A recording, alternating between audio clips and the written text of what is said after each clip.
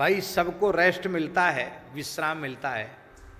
इस प्रकृति पर हमने इतने घाव कर दिए हैं, क्या अपने घाव प्रकृति भरे, इतना भी विश्राम हम लोग तो दे नहीं रहे थे प्रकृति को। ठाकुर जी ने कहा ये प्रकृति मेरी सेविका है, दासी है, बहुत घाव संसार के लोगों ने कर दिए हैं। राम जी ने थोड़ा सा इशारा कर दिया, बड़े बड़े बुद्धिमानों की बुद्धि, बड़े बड़े ज्ञानी विज्ञानियों का ज्ञान विज्ञान सब धरा रह गया। बड़े बड़े विश्व शक्ति और महाशक्ति बनने वाले लोग, उनकी सारी शक्ति सामर्थ्य धरी रह गई। एक क्षण में पूरा संसार में हाहाकार हो गई। अब देखो आकाश कितना साफ हो गया, नदियां कितनी स्वच्छ हो गई, पक्षी कितने प्रसन्न हो गए।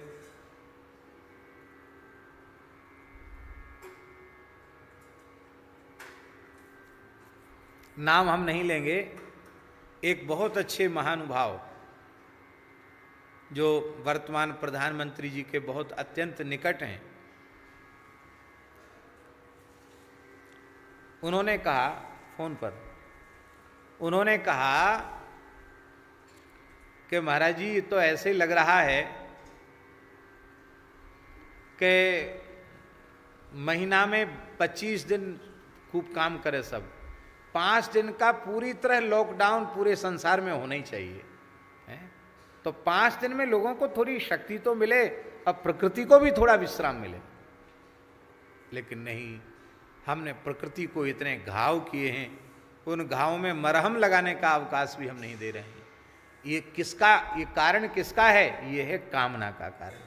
और इस कामना रूप काम को भस्म करने की सामर्थ्य हे प्रभु आपकी है। कामारी, आप कामारी हैं, अर्थात आप संतोष के देवता हैं। आप हमारी कामना का नाश कीजिए, हम आपकी शरण में आए हैं। कामनाओं ने ही हमारी बुद्धि को नष्ट कर दिया है और दुष्टता की ओर हमें बढ़ा दिया है। हम बड़े कष्ट में पड़े हुए हैं, बड़े दुखी हैं भगवान। ऐसा तुलसीदास, हे भगवान विश्वनाथ, मैं आपकी शरण में आया हूँ। हे काम के शत्रु, मेरी कामना रूप काम को जलाकर भस्म कर दीजिए, क्योंकि इसके भस्म हुए बिना राम जी के चरण कमलों में प्रेम होगा ही नहीं। श्री राम पद पंकजे भक्ति अनवरत गत भेद माया। ऐसी भक्ति चाहिए जो अनवरत हो। अनवरत माने लगातार। 2 तरह की भक्ति होती है। एक भक्ति ऐसी होती है, कहावत हमारे साधुओं में प्रसिद्ध है, नई भक्ति 9 दिना, खेचा तानी 10 दिना। एक भक्ति ऐसी होती है, थोड़े दिन किसी अच्छे महापुरुष से जुड़े, कथा कीर्तन सत्संग में गए और मन में आया बैराग्य, करे अब तो बस भजन करेंगे, भज ले सो राम, कर ले सो काम, बहुत दुनिया के जंजाल में उलझ गए हैं। कहते ना कि कैसा है, फुर्सत न होगी काम से हैं। हाँ, जब तलक है जिंदगी फुर्सत न होगी काम से, कुछ समय ऐसा निकालो प्रेम कर लो श्री राम से। ऐसा बहुत कहावत प्रसिद्ध है। अब तो भजन करेंगे, महाराज हमको मंत्र दे दीजिए, भजन की विधि बता दीजिए, तो बता दिया महात्मा ने। अब बढ़िया तिलक लगाए, हाथ में माला झूली लिए, घर पहुंचे, बैठ गए। सबसे पहले परिवार के लोगों ने टोकना शुरू किया, अरे ये क्या, हमारे पुरखों ने ऐसा नहीं किया, तुम ये नया पंथ चला रहे हो, बताओ ये क्या टीका मीका लगा लिए सब, हटाओ। ये तो ऐसा होता। आपको सुन के हंसी आएगी। एक पंडित जी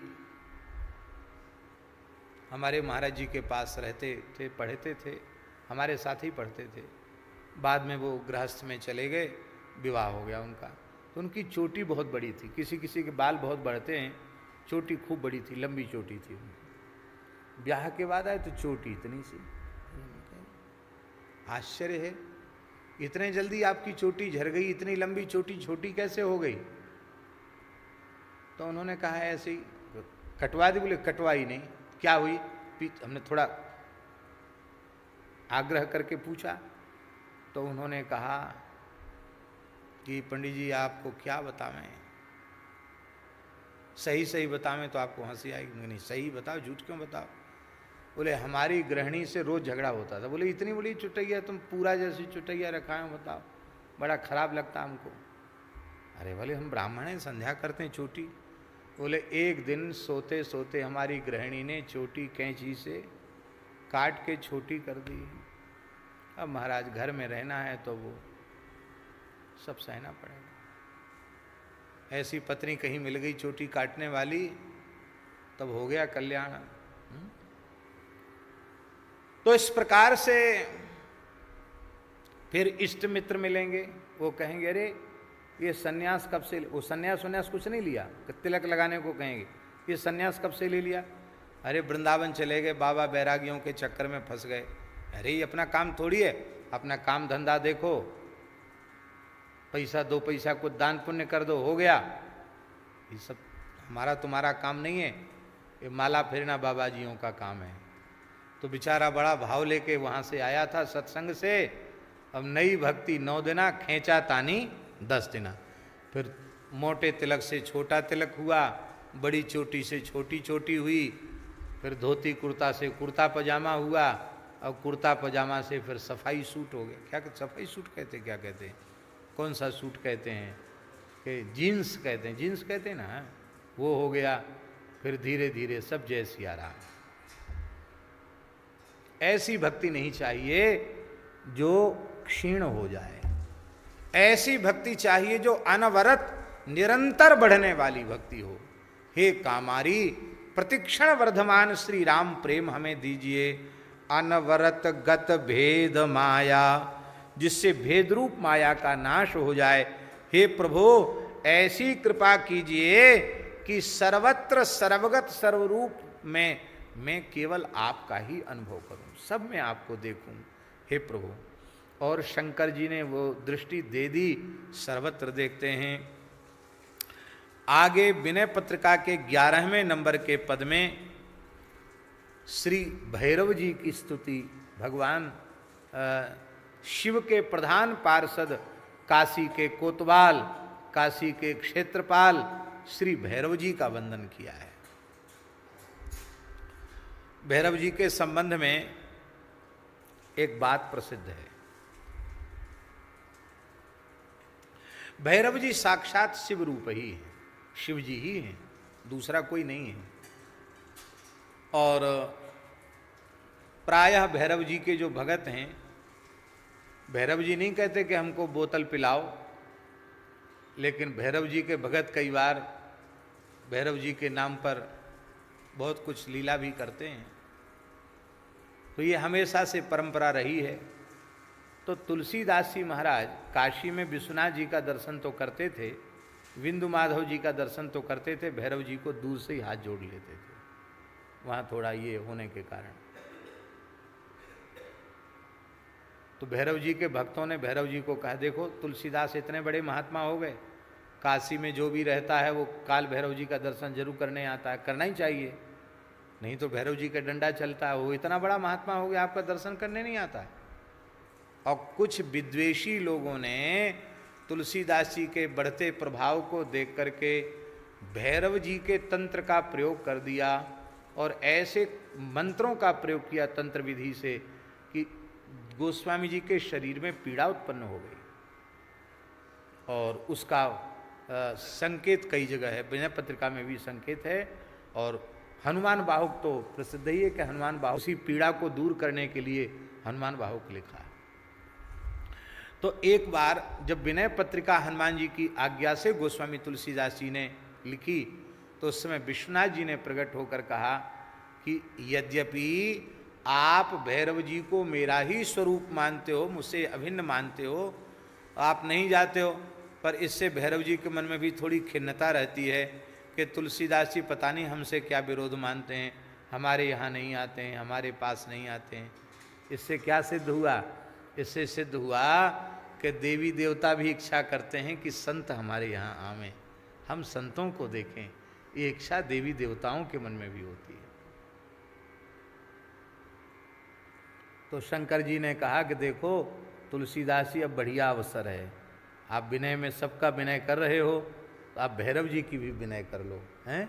विनय करने से वो प्रसन्न हो जाएंगे और ये सब जो उपद्रव, आदि भौतिक उपद्रव हो रहे हैं, वे सारे उपद्रव शांत हो जाएंगे। यहाँ भैरव जी की स्तुति की है गोस्वामी तुलसीदास जी ने। इस स्तुति की व्याख्या तो हम कल करेंगे, लेकिन इस स्तुति को हम कहते, बड़ी प्यारी स्तुति श्री गोस्वामी तुलसीदास जी ने की है। बोलो श्री काल भैरव जी महाराज की जय, श्री अष्ट भैरव जी महाराज की जय।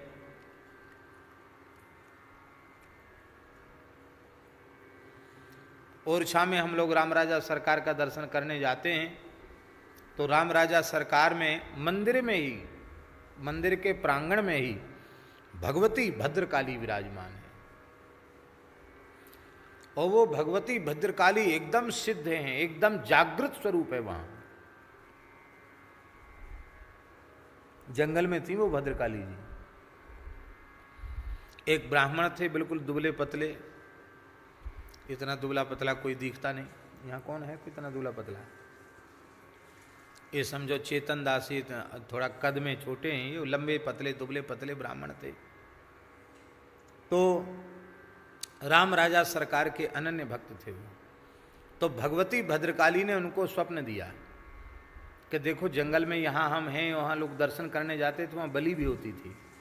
तो भद्रकाली ने कहा कि यहाँ लोग बहुत जीवों की हिंसा करते हैं, हमको तुम राम राजा के दरबार में ले चलो, राम राजा सरकार का प्रसाद हमें नित्य मिलेगा, वहाँ ले चलो। आप जाके इस बार दर्शन करना कभी ओरछा जाके भद्रकाली जी का।